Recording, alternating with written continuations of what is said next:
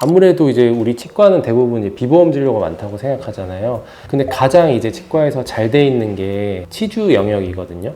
보통 생각을 해보면은 우리가 막 충치 이런 것만 생각하잖아요. 근데 사실 연령대가 좀 젊을수록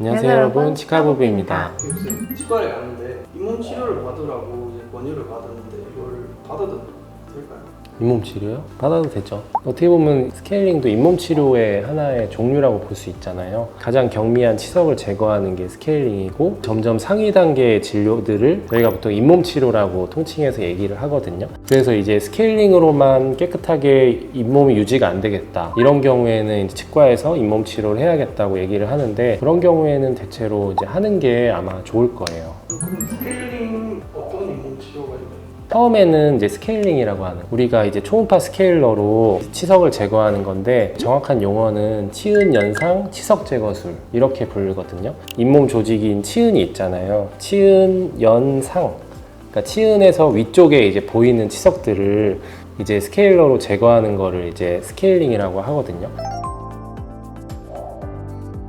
엑스레이 상으로 보더라도 잇몸 밑에 치석이 붙어 있으면 덩어리 같은 게 보이거든요. 그럴 때도 잇몸 치료를 하자고 하고, 그리고 이제 잇몸이 조금씩 부어 있거나 스케일링으로 이제 이걸 해결할 수 없겠다, 치주염이 있는 경우에는 이제 그렇게 잇몸 치료를 하게 됩니다. 그 이상의 이제 진료가 필요할 때, 치석은 점점 안쪽으로, 잇몸 안쪽으로 파고들어서 치주염을 유발하기 때문에 치은 연상 치석 제거술이 있다면 치은 연하 치석 제거가 있잖아요. 그거를 보통 우리가 치근활택술이라는 용어로 많이 쓰거든요. 치근활택술이라는 거는 치은 밑에 있는 치석까지 깨끗하게 긁어내기 위해서 우리가 보통 말하는 큐렛이라는 수기구로 긁어내는 거예요. 잇몸 밑에 있는 치석을 긁어내고 치근을 활택하게, 치근면을 깨끗하게 만들어줘서 더 이상 이제 치석이 없게끔 만들어주는 건 치근활택술이라고 하는데, 이거는 아무래도 잇몸 밑에까지 긁어내기 때문에 불편해서 우리가 마취를 하게 되잖아요. 그렇기 때문에 우리가 치과에서 잇몸 치료를 하자 그러면 일반적으로 치근활택술 이상의 진료를 얘기한다고 생각하시면 돼요.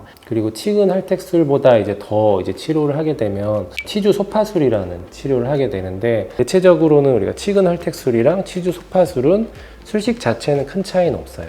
치주 소파술이라는 치료는 치근활택술 플러스 그 잇몸 조직에 있는 염증 조직까지 같이 긁어내는 걸 말해요. 그렇기 때문에 우리가 보통 큐렛으로 긁어내기도 하고, 아니면은 뭐 블레이드나 이런 걸로 제거를 하기도 하는데, 보통 이제 치과에서는 그 정도 선으로 잇몸 치료를 많이 하게 되고, 그보다 좀 더 나아가서 잇몸이 많이 안 좋거나 더 적극적인 치료가 필요하다는 경우에는 우리가 치주 판막술이라고 하는 술식을 하는데, 그거는 말 그대로 잇몸에 있는 판막을 이렇게 이제 들어 올려서 안쪽에 있는 염증 조직이나 뭐 치석 덩어리 같은 걸 깨끗하게 제거하고 잇몸 조직도 예쁘게 절개를 해준 다음에 다시 이제 꼬매서 그렇게 해주는 건데, 그거는 어떻게 보면 좀 더 상위 단계의 수술로 이제 볼 수 있기 때문에, 아마 치과에서 잇몸 치료를 해야겠다 얘기를 했으면 치근활택술이나 치주 소파술 같은 진료를 한다고 생각하시면 돼요. 만약에 그런 치근활택술 받게 되면 비싼가요? 아무래도 이제 우리 치과는 대부분 이제 비보험 진료가 많다고 생각하잖아요. 근데 가장 이제 치과에서 잘 돼 있는 게 치주 영역이거든요.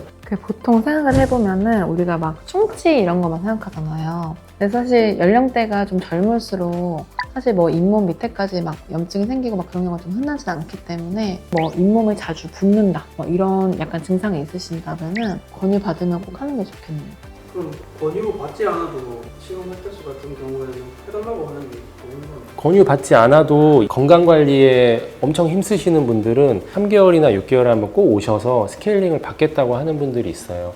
그런 분들은 우리가 1년에 한 번 연일에 스케일링이 되니까 어떻게든 이제 1년에 한 번 받고, 그리고 나서 내가 3개월 뒤에 뭔가 입이 텁텁해서 스케일링 받고 싶다, 이런 분들은 보통은 비보험으로 받게 되거든요. 아무 이유 없이 치근활택술 해주세요 하면은 그렇게 이제 건강보험이 적용되진 않아요. 그 상위 진료의 단계에 포함되려면 그에 맞는 이제 상병이 있어야 되거든요. 내가 이제 이쪽 부분 스케일링 받고 싶은데 치과에서 검사를 해보니 경미한 치은염 같은 게 있다, 이러면은 부분 치석 제거를 받을 수 있거든요. 스케일링을 이제 보험 적용 받았던 분들도 어떤 날에 오셔서는 왼쪽 아래만 받으시고, 어떤 날엔 오른쪽 아래만 받으시고, 이러면 꼭 비보험이 아니어도 우리가 건강보험을 적용해서 스케일링을 받을 수가 있습니다.